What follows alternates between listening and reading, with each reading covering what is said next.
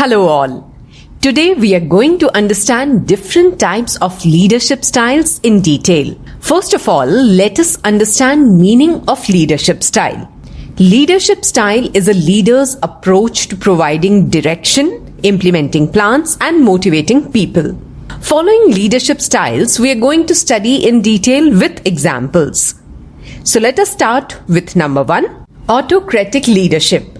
It is the style of leadership where the leader is independent in deciding for his organization. The other member has no right to give opinion in the decision-making process. Autocratic leaders typically make choices based on their ideas and judgments and rarely accept advice from followers.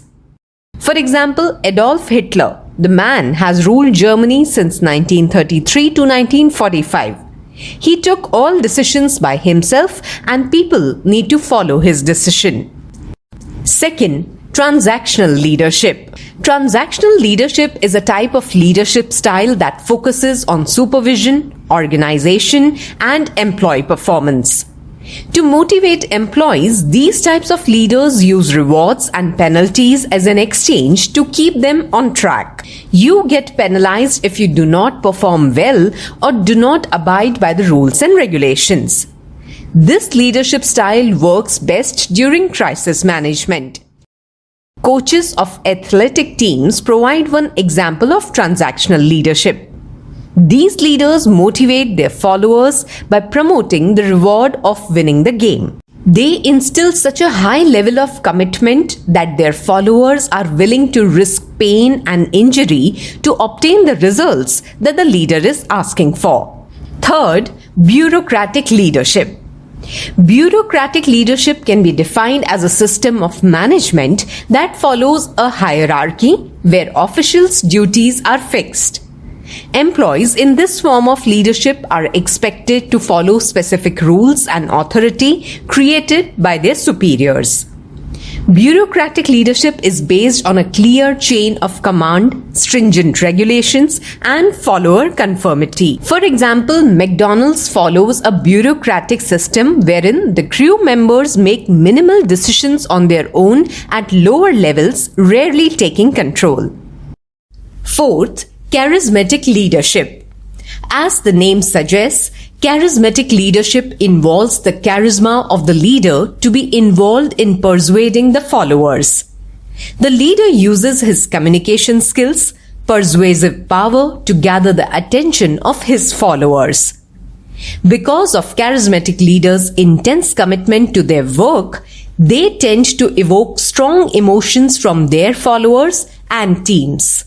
For example, Winston Churchill, his charismatic leadership traits enabled him to adopt a vision and concentrate on the bigger picture, which enabled him to claim victory for his nation.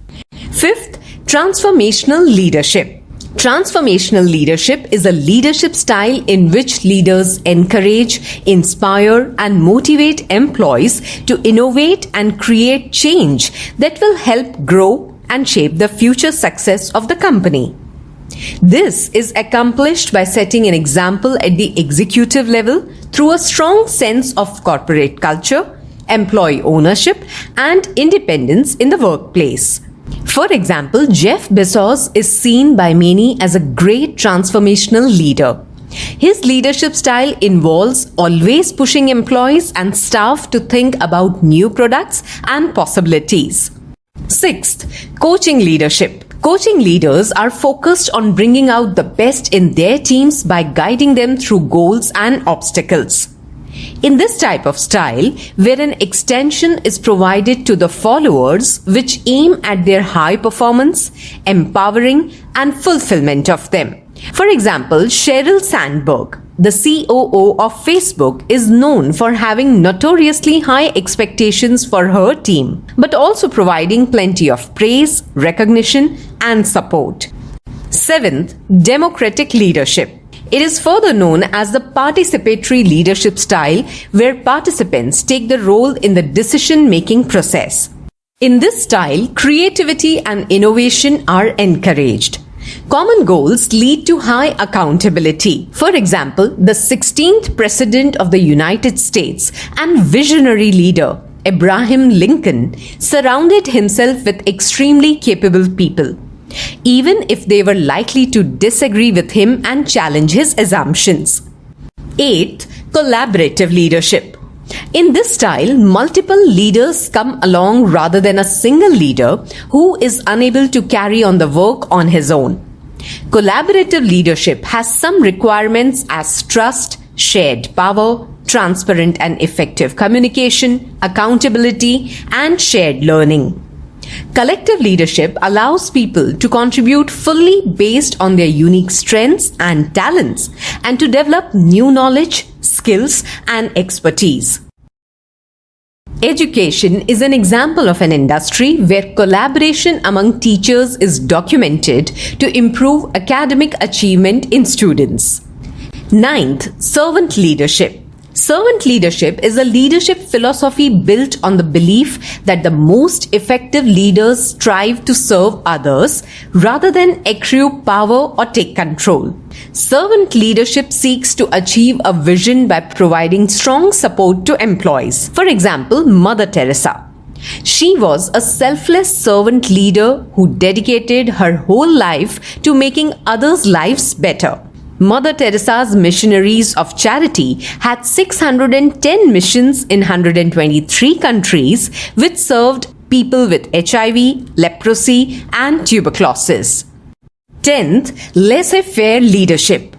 In this type of style, the leader doesn't instruct their followers or employees, but rather develops trust and reliance upon them concerning decision-making.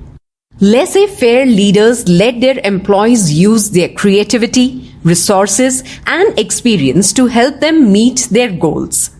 This style is most effective when you are supervising teams of highly skilled individuals. For example, Queen Victoria. The Victorian period is named after her, and this time is known for a laissez-faire attitude. The Victorian era is also known as the age of individualism, and people were encouraged to use their own skills and talents to make England a prominent and strong country. So friends, these are the leadership styles involved in my video. Thanks for watching.